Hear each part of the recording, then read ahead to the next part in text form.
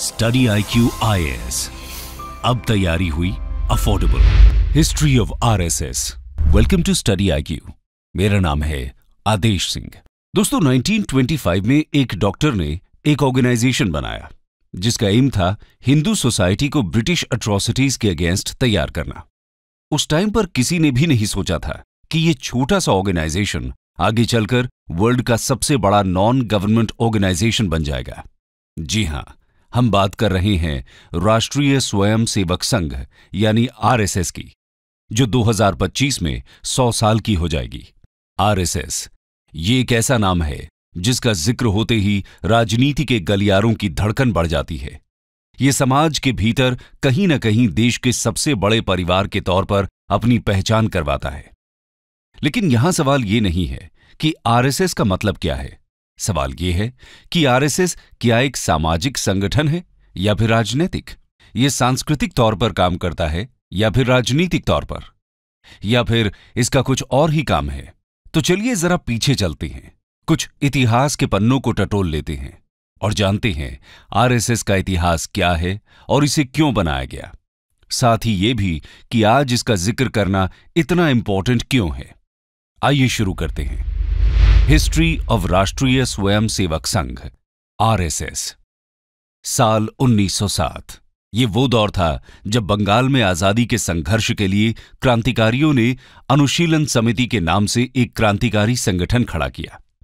नागपुर से डॉक्टर की पढ़ाई करने आए केशवराम बलराम हेडगेवार भी इस संगठन का हिस्सा बने और जेल भी गए।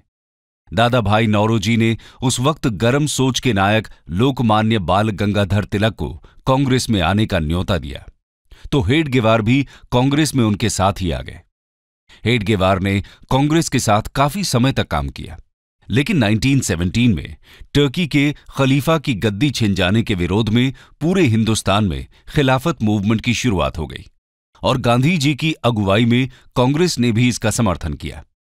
लेकिन डॉक्टर हेडगेवार को कांग्रेस द्वारा खिलाफत मूवमेंट से जुड़ने वाली बात परेशान कर रही थी। उन्हें ये बात अंदर ही अंदर चुभ रही थी, क्योंकि उन्होंने इसे मुस्लिम तुष्टीकरण की राजनीति माना। हालांकि नाराजगी के बाद भी डॉक्टर हेडगेवार कांग्रेस का हिस्सा बने रहे, बल्कि 1922 में नागपुर कांग्रेस अधिवेशन और 1925 के कोलकाता अधिवेशन में भी डॉक्टर हेडगेवार मौजूद थे। लेकिन इस घटना के बाद डॉक्टर हेडगेवार के दिमाग में कुछ और ही चल रहा था। उन्होंने अब मन बना लिया था कि वे एक ऐसी संस्था को फॉर्म करेंगे जो हिंदुओं के हितों को लेकर चले और आगे बढ़े। उन्होंने इसकी शुरुआत अपने घर से ही की। कहा जाता है कि शुरुआत में डॉक्टर हेडगेवार को सुनने के लिए सिर्फ 12 लोग ही पहुंचे थे, लेकिन 12 से 1200 बनने में वक्त नहीं लगा।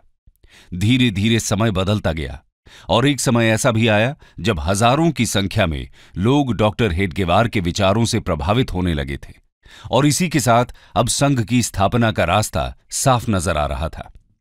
डॉक्टर हेडगेवार के लिए यह काम इतना आसान नहीं था। इस रास्ते में कई सारी प्रॉब्लम्स पैर पसारे खड़ी थीं।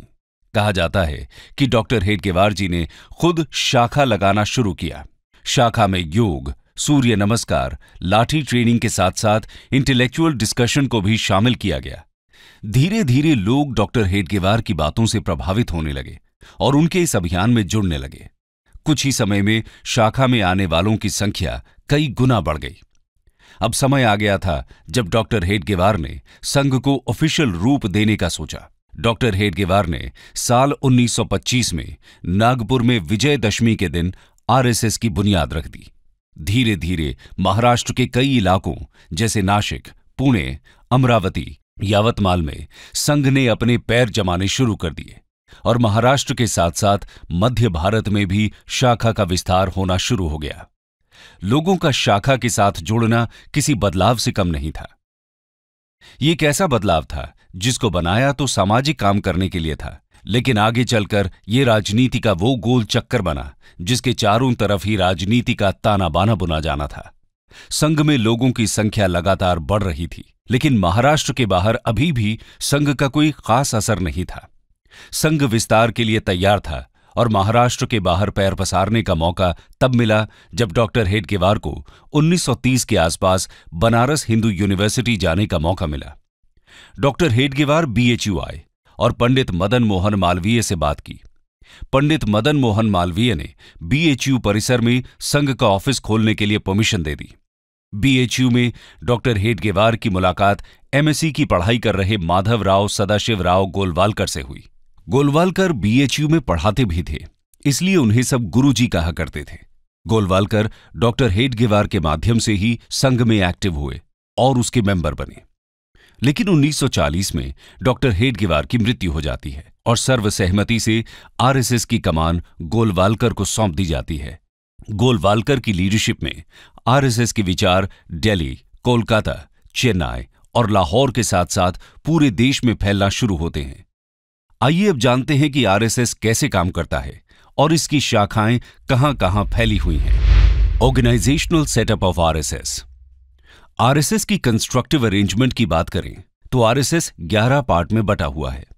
हब यानी केंद्र, रीजन यानी क्षेत्र, प्रोविंस यानी प्रांत, डिपार्टमेंट यानी विभाग, डिस्ट्रिक्ट यानी जिला, तालुका, टाउन यानी नगर, ब्लॉक यानी खंड, सर्कल यानी मंडल, ग्राम, ब्रांच यानी शाखा।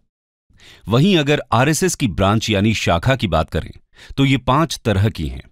पहला, प्रभात ब्रांच, इसमें मॉर्निंग में सभी की मीटिंग होती है। दूसरा है इवनिंग ब्रांच। तीसरा ब्रांच है नाइट ब्रांच। फिर आता है मिलन, मिलन यानी वीक में 1 या 2 बार होने वाली मीटिंग। और आखिर में आता है संघ मंडली। संघ मंडली मंथ में होने वाली मीटिंग को कहा जाता है। दोस्तों, आपको यह जानकर हैरानी होगी कि संघ में करीब 1 करोड़ से ज्यादा ट्रेन्ड मेंबर्स हैं। संघ परिवार के अंडर 80 से ज्यादा छोटे बड़े संगठन आते हैं। अकेले उत्तर प्रदेश में आरएसएस के 8,000 से ज्यादा ब्रांच हैं। केरला जैसे स्टेट में जहां हिंदू पॉपुलेशन कम है, वहां भी आरएसएस के करीब 5,000 ब्रांच हैं। ये तो बात हुई देश के अंदर की। वहीं दुनिया के 40 से ज्यादा कंट्रीज में आरएसएस की 57,000 ब्रांचेस हैं। इसके साथ ही इन सभी ब्रांचेस में डेली 50 लाख से ज्यादा मेंबर्स आते हैं। देश की हर तहसील और 60,000 गांवों में हर रोज संघ की ब्रांचेस लगती हैं। आप सोच रहे होंगे ये ब्रांचेस क्या हैं? तो बता दें कि ब्रांच या शाखा सुबह शाम होने वाली मीटिंग को कहा जाता है, जो किसी भी खुले ग्राउंड में 1 घंटे की लगती है। इन्हीं ब्रांचेस को आरएसएस की बुनियाद माना जाता है और इसी वजह से इतना बड़ा आरएसएस संगठन चल रहा है। यहां रोज सुबह शाम शाखा का आयोजन होता है, जहां सारे वॉलंटियर्स एक दूसरे से मिलते हैं। इस दौरान सभी प्रेयर करते हैं, योग और गेम्स खेलते हैं। साथ ही ये लोग प्रेयर और कल्चरल एस्पेक्ट्स पर चर्चा भी करते हैं। इसके साथ ही यहां सरसंघ चालक को चुना जाता है और हर सरसंघ चालक अपने नेक्स्ट सरसंघ चालक को अनाउंस करता है। प्रेजेंटली आरएसएस के सरसंघ चालक श्री मोहन भागवत हैं। बता दें कि जो संघ में अपने मन से आता है उन्हें स्वयं सेवक कहा जाता है। इसके अलावा अगर हम इसके विस्तार की बात करें तो आज पूरे वर्ल्ड में आरएसएस की करीब 55 सब्सिडियरी ऑर्गेनाइजेशंस हैं, जैसे भारतीय जनता पार्टी, बजरंग दल, हिंदू जागरण मंच, इंडियन फार्मर्स एसोसिएशन, हिंदू स्वयं सेवक संघ, राष्ट्र सेविका समिति, all India world council, Vidya Bharati, Saraswati Shishu मंदिर, वनवासी कल्याण आश्रम, मुस्लिम नेशनल फोरम, नेशनल सिख संगत, वर्ल्ड डायलॉग सेंटर, स्वदेशी जागरण मंच, लघु उद्योग भारती, विवेकानंद केंद्र, इंडियन लेबर यूनियन, सेवा भारती, विश्व हिंदू परिषद एटसेट्रा। लेकिन आरएसएस का काम क्या है और भारतीय समाज में इसका क्या योगदान रहा है, आइए जानते हैं। Functions and contributions of RSS. दोस्तों, आरएसएस समाज सेवा और सुधार के साथ साथ राहत और रिहेबिलिटेशन के काम करता है। ये काम डिजास्टर साइट और जरूरतमंद इलाकों में संघ के वॉलंटियर्स देते हैं। इसके अलावा देश में कास्टिज्म को खत्म करना और कल्चरल नेशनलिज्म को बढ़ाना भी संघ का मकसद है। इसके लिए संघ मैगजीन निकालता है, जिन्हें लाखों लोग पढ़ते हैं। इनमें मेन मैगजीन, ऑर्गेनाइजर और पंचजन्य है। इसके अलावा संघ टीनेजर्स और चिल्ड्रन के लिए देवपुत्र नाम की मैगजीन भी निकालता है। अगर बात करें आरएसएस के अभी तक के योगदान की, तो भारत में कश्मीर विलय के वक्त जब नेहरू सरकार कुछ असमंजस की स्थिति में थी, तो उस वक्त सरदार पटेल द्वारा हेल्प मांगने पर आरएसएस प्रमुख गुरु गोलवालकर ने ही महाराजा हरि सिंह से बात की थी। जिसके बाद महाराजा हरि सिंह ने विलय के लिए दिल्ली लेटर भेजा था। इसके अलावा दादरा और नगर हवेली और गोवा के भारत में विलय के दौरान भी संघ ने बहुत इंपॉर्टेंट रोल प्ले किया था। 22 जुलाई 1954 को दादरा को पोर्चुगीज से मुक्त कराया गया था। 28 जुलाई को आरएसएस लीडर वाकनकर की लीडरशिप में स्वयंसेवक्स ने नारोली पुलिस स्टेशन पर हमला बोल दिया और पोर्चुगीज स्टाफर्स को ओवरपावर करते हुए उन्हें सरेंडर करने के लिए मजबूर कर दिया। लिबरेशन फोर्सेस को इस तरह आगे बढ़ता देख पोर्चुगीज फोर्सेस कैप्टन विर्गिलियो फिडाल्गो के नेतृत्व में राजधानी सिल्वासा की तरफ रिट्रीट कर चुकी होती है। लिबरेशन फोर्सेस फिडाल्गो से सरेंडर करने के लिए कहते हैं और इनके मना करने पर बड़ी संख्या में आरएसएस स्वयंसेवक्स और लिबरेशन फोर्सेस के बाकी मेंबर्स सिल्वासा की तरफ मार्च करते हैं। पोर्चुगीज भाग जाते हैं और स्वयंसेवक 2 अगस्त 1954 की सुबह पोर्चुगीज का फ्लैग उतारकर भारत का तिरंगा यहां फहराते हैं। इस तरह पूरा दादरा नगर हवेली पोर्चुगीज के कब्जे से मुक्त कराकर भारत सरकार को सौंप दिया जाता है। 1962 में जब इंडो चाइना वॉर हुआ, उस वक्त भी संघ ने आगे आकर आर्मी की हेल्प की। आर्मी रूट्स पर नजर रखना, एडमिनिस्ट्रेशन की हेल्प, आर्मी का खाने का इंतजाम करना और साथ ही साथ आर्मी फैमिलीज की हेल्प करने जैसे काम आरएसएस द्वारा किए गए। उनके इस काम को पूरे देश के लोगों ने अप्रिशिएट किया। आरएसएस के इस काम को देखते हुए पीएम नेहरू ने 1963 के रिपब्लिक डे परेड फंक्शन में स्पेशली आरएसएस को इनवाइट किया। 2 दिन के नोटिस पर 3000 स्वयं सेवक ने अपनी यूनिफॉर्म में राजपथ पर मार्च पास्ट किया। इतना ही नहीं, 1965 में इंडो पाक वॉर के दौरान भी तत्कालीन पीएम लाल बहादुर शास्त्री ने संघ को याद किया था। उस वक्त घायल जवानों को सबसे ज्यादा ब्लड संघ के ही स्वयं सेवकों ने दिया था। साथ ही कश्मीर में एयर स्ट्रिप्स से स्नो हटाने का काम भी संघ के स्वयं सेवकों ने ही किया था। इसके अलावा 1971 में ओडिशा में आए भयानक साइक्लोन से लेकर भोपाल गैस ट्रेजेडी तक, 1984 में सिख दंगों से लेकर Gujarat earthquake, tsunami catastrophe, Uttarakhand floods और कारगिल वॉर में घायल लोगों के रेस्क्यू ऑपरेशंस तक संघ ने आगे आकर अपनी सेवाएं दी।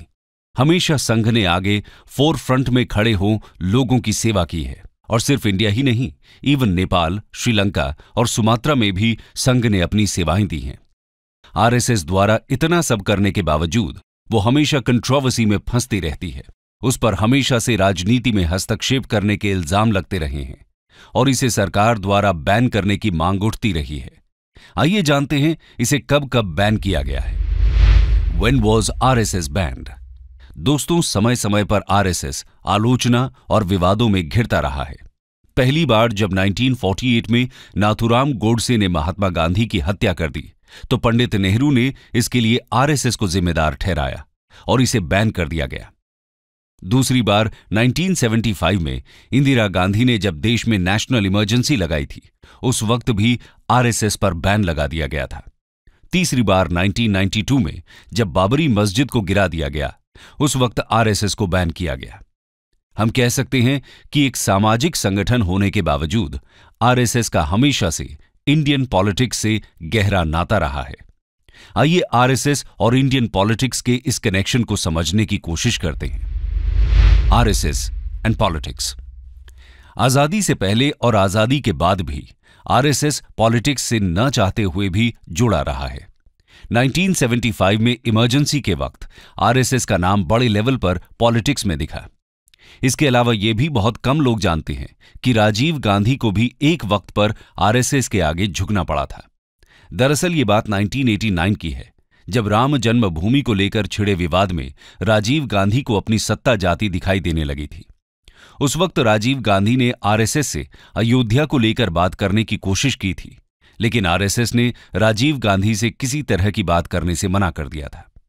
संघ उस समय अयोध्या को राजनीति में नहीं घसीटना चाहती थी, जिसके बाद राजीव गांधी सत्ता से बेदखल हो गए। इधर लाल कृष्ण आडवाणी ने वीपी सिंह की सरकार का साथ दिया, लेकिन वीपी सिंह ने जब रिजर्वेशन का दांव खेला तो सारे पासे पलट गए। इस वक्त संघ को एक बड़ा झटका लगा।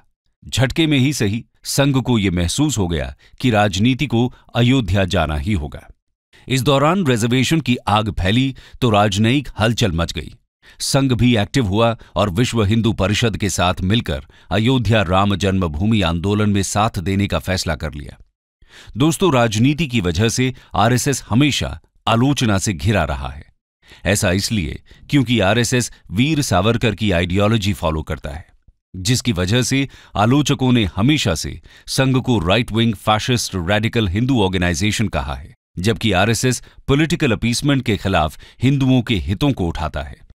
देखा जाए तो आरएसएस की कोई सेट मेजर फिलॉसफी नहीं है, लेकिन आरएसएस 4 तरह की मेन फिलॉसफीज को फॉलो करता है। पहला, अखंड भारत। आरएसएस का मानना है कि आदिकाल से बांग्लादेश, पाकिस्तान, श्रीलंका, म्यांमार, अफगानिस्तान और ईरान तक भारत फैला हुआ था। ये सब अखंड भारत का हिस्सा हैं। दूसरा है इंटेग्रल ह्यूमनिज्म। ये फिलॉसफी दीनदयाल उपाध्याय जी ने दी थी। इस फिलॉसफी के अंतर्गत इंसानियत को सबसे आगे रखने की बात कही गई है। साथ ही ग्रामीण विकास, सोशल डेवलपमेंट और रियलिस्टिक मॉडल को अपनाने पर जोर दिया गया। थर्ड है हिंदुत्व, यानी हिंदू धर्म को सर्वोच्च मानना। आरएसएस का मानना है कि भारत में निवास करने वाले सभी लोग कहीं न कहीं हिंदू धर्म के ही फॉलोअर्स हैं। संघ तिरंगे की जगह भगवा ध्वज को अपने कार्यक्रम में यूज करता है। इसी वजह से उसके ऑफिस पर तिरंगा नहीं फहराया जाता। अक्सर इस वजह से आरएसएस कंट्रोवर्सी में फंसता रहता है। आरएसएस सबसे ऊपर भगवा ध्वज को मानता है। आरएसएस समय समय पर राजनीति में भी एक्टिविटी दिखाता रहता है। बीजेपी में कई बड़े लीडर्स संघ से ही निकले हैं। अब चाहे वो लेट श्री अटल बिहारी वाजपेयी हों, लाल कृष्ण आडवाणी हों, हमारे होम मिनिस्टर अमित शाह हों या फिर देश के पीएम नरेंद्र मोदी। इसीलिए इनके कार्यों में संघ की आइडियोलॉजी की छाप देखना कोई हैरानी की बात नहीं कही जा सकती। कंक्लूजन।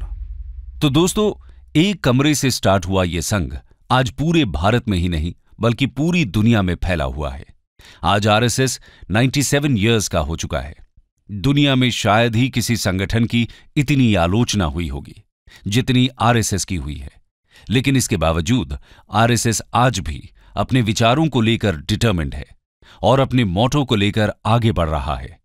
आज आरएसएस की पॉपुलैरिटी इतनी ज्यादा है कि आप भारत के किसी भी कोने में हो, आपको इसके होने का एहसास हो ही जाएगा। स्टडी IQ IAS, अब तैयारी हुई अफोर्डेबल।